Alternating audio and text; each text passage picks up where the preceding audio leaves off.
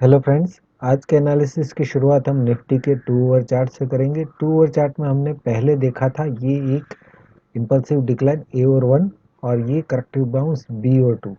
उसके बाद हमने सी और 3 का प्रोजेक्शन निकाला था 100 टू 123%। उस रेंज में अभी भी डिक्लाइन नहीं आया है। यहाँ से एक शार्प डिक्लाइन हमें देखने को मिला था बजट के दिन, लेकिन उसके बाद ये साइडवेज टाइप का बिहेव कर रहा है। साइडवेज तो पॉजिटिव लग रहा है, राइट।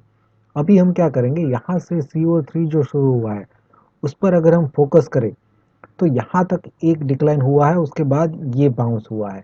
और अगर इस बाउंस का अगर हम रिट्रेसमेंट निकालें यहाँ से, जहाँ से सी और 3 शुरू हुआ है, तो ऑलमोस्ट ये 61% के अराउंड यहाँ पे एक ब्रेक लिया है और एक डिक्लाइन दिया है, राइट।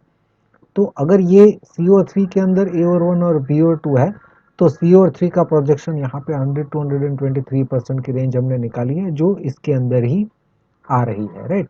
अभी हम इन दोनों से हमें कोई मतलब नहीं है, ये आने वाले टाइम के लिए पॉसिबल हो सकता है। अभी के लिए तो शॉर्ट टाइम फ्रेम के लिए अगर मैं बात करूं, अगर कल के लिए या परसों के लिए, तो व्यू जो है यहाँ से जो बाउंस है उस पर ही हमें फोकस करना है कि यहाँ से ये और ऊपर लग रहा है या यहाँ से ये डिक्लाइन इंडिकेट कर रहा है, राइट। तो यहाँ से जो बाउंस है उस पर हम फोकस करते हैं कि क्या ये यहाँ से जो डिक्लाइन शुरू हुआ है ये यहाँ पे पूरा होके यहीं से ये ऊपर जा सकता है, या एक बार और इस रेंज में या इस रेंज में डिक्लाइन हमें देखने को मिल सकता है।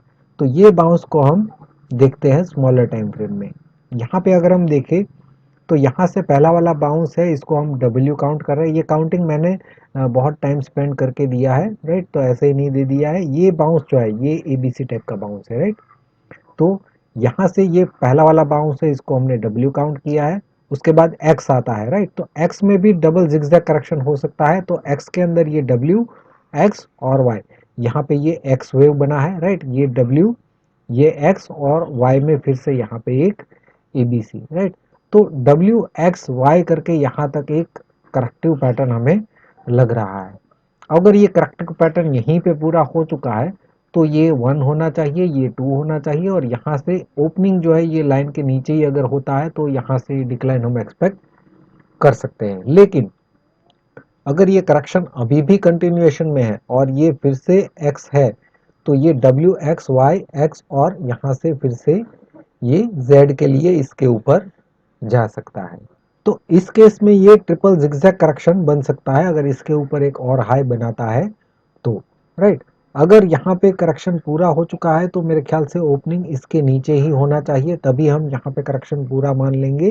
क्योंकि अगर ये 1 और 2 है तो फिर ये अभी वेट नहीं करना चाहिए, यहीं से डिक्लाइन होकर कंटिन्यू करना चाहिए और इसके नीचे चले जाना चाहिए, राइट। अगर यहाँ पे करेक्शन पूरा हो चुका है तो। लेकिन अगर फ्लैट टू पॉजिटिव ओपन होकर पॉजिटिव बिहेव करता है तो एक हाई इसके ऊपर अभी भी बन सकता है। उसके बाद हम क्या करेंगे, यहाँ पे हाई के तुरंत यहाँ पे हम शॉर्ट नहीं इनिशिएट करेंगे, पहले देखेंगे अगर ये एबीसी बनने के बाद यहाँ से जो सी है उसका रिट्रेसमेंट निकालेंगे 23 और 38%। अगर ये 38% को शार्पली ब्रेक कर देता है तो ही हम इसको एबीसी कंसिडर करके इस पूरे बाउंस को ट्रिपल जिगजैग करेक्शन मानेंगे। और फिर जब भी करेक्टिव पैटर्न हमें दिखे तो वहां पे हम शॉर्ट इनिशिएट करेंगे और हाई का जो है हमारा स्टॉप लॉस होना चाहिए। और ये ट्रिपल जिगजैग करेक्शन फिर से इसके नीचे जो है जा सकता है अगर ये इस तरीके से बिहेव करता है तो।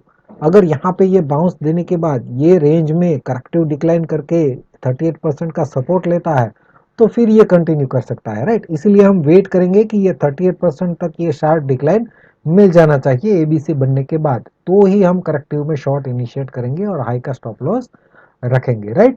तो ये आने वाले 1-2 सेशन के लिए हम प्लान कर सकते हैं जैसा पॉसिबल है। मैंने आपको एक्सप्लेन किया है, अगर यहीं पे करेक्शन कंप्लीट हो चुका है तो इसके नीचे ही ओपन होके शार्प डिक्लाइन मिल जाना चाहिए। अगर इसके ऊपर जाता है तो हमें रिट्रेसमेंट निकालना है 23 टू 38% और 38% तक शार्प डिक्लाइन आना चाहिए तो करेक्टिव पैटर्न में शॉर्ट करना है, राइट। तो फ्रेंड्स, निफ्टी में आज के वीडियो में बस इतना ही।